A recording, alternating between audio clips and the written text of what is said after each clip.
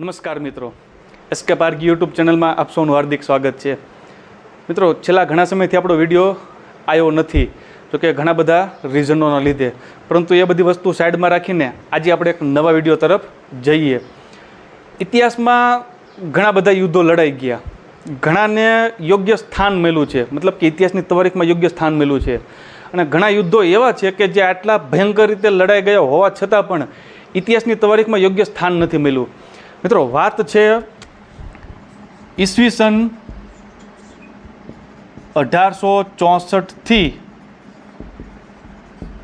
ઈસવીસન 1870 વચ્ચે લડાયેલું આ યુદ્ધ કે જેને નામ આપવામાં આવ્યું હતું the war of the triple alliance. અલાયન્સનો મતલબ ગઠબંધન થાય. દક્ષિણ અમેરિકા ખંડના 3 દેશો બ્રાઝિલ, આર્જેન્ટિના અને ઉરુગ્વે, આ ત્રણેય દેશોએ ભેગા મળીને પારાગ્વે દેશ ઉપર એક સામટું આક્રમણ કરે છે. ખરેખર વાત શું હતી મિત્રો, કે પારાગ્વે દેશનો એક શંકાશીલ રાજ કરતા હતો જેનું નામ હતું ફ્રાન્સિસ્કો સોલાનો લોપેઝ.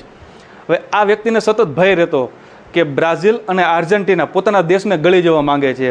અને આમે ભૌગોલિક રીતે મિત્રો જુઓ ને તો બ્રાઝિલ અને આર્જેન્ટિના આ બંને દેશો બહુ મોટા છે વિસ્તારની દ્રષ્ટિએ. એમાં બ્રાઝિલ 5મા નંબરે છે અને આર્જેન્ટિના 8મા નંબરે છે. એટલે સ્વાભાવિક છે કે આટલા નાના દેશને સતત ભય રહેતો હોય. મિત્રો, ત્યારબાદ ઘટના એવી બને છે કે 11 નવેમ્બર 1864ની તારીખે બ્રાઝિલની એક સ્ટીમર પારાગ્વે દેશની નદીમાં પ્રવાસ ખેડી રહી હતી. એટલે આ ફ્રાન્સિસ્કો સોલાનો લોપેઝને એવું લાગ્યું કે આ સ્ટીમર પોતાના દેશ ઉપર આક્રમણ કરશે. એટલે એને વળતો પ્રતિકાર આપ્યો અને પોતાની એક સ્ટીમર શસ્ત્રો ભરેલી ત્યાં મોકલી નદીમાં. અને બ્રાઝિલની સ્ટીમરના જેટલા નાવિકો હતા એ બધા જ નાવિકોને ગિરફ્તાર કરી લીધા. આ બધી ઘટનાથી બ્રાઝિલને બહુ ગુસ્સો આવ્યો. એટલે એને પાછો પોતાના શસ્ત્રો ભરેલી નૌકા એક મોકલી બ્રાઝિલે. અને આ બ્રાઝિલ સાથે આર્જેન્ટિના અને ઉરુગ્વે દેશ પણ જોડાઈ ગયા. જોકે આ પારાગ્વે દેશને આ બે દેશ ઉપર તો ભરોસો નહોતો જ, આર્જેન્ટિના અને બ્રાઝિલ ઉપર, સાથે સાથે ઉરુગ્વે દેશ ઉપર પણ ભરોસો નહોતો એને. એટલે આ ત્રણેય દેશોએ ભેગા મળીને હવે પારાગ્વે દેશ ઉપર આક્રમણ કરે છે. મિત્રો, યુદ્ધ એટલું ભયંકર હતું કે પારાગ્વે દેશનો નકશો બદલી નાખે છે.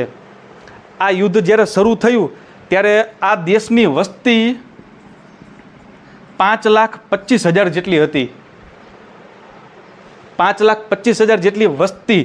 અને યુદ્ધના અંતે આ દેશની વસ્તી 2,21,000 જેટલી જ રહી જવા પામી. વિચાર કરો કેટલું ભયંકર યુદ્ધ હશે કે જે દેશની વસ્તીના 60થી 70% અવસાન.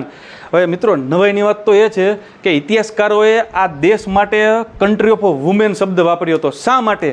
કારણ કે આ 2,21,000માંથી માત્ર 28,000 જ પુરુષો, બાકીની બધી સ્ત્રીઓ હતી.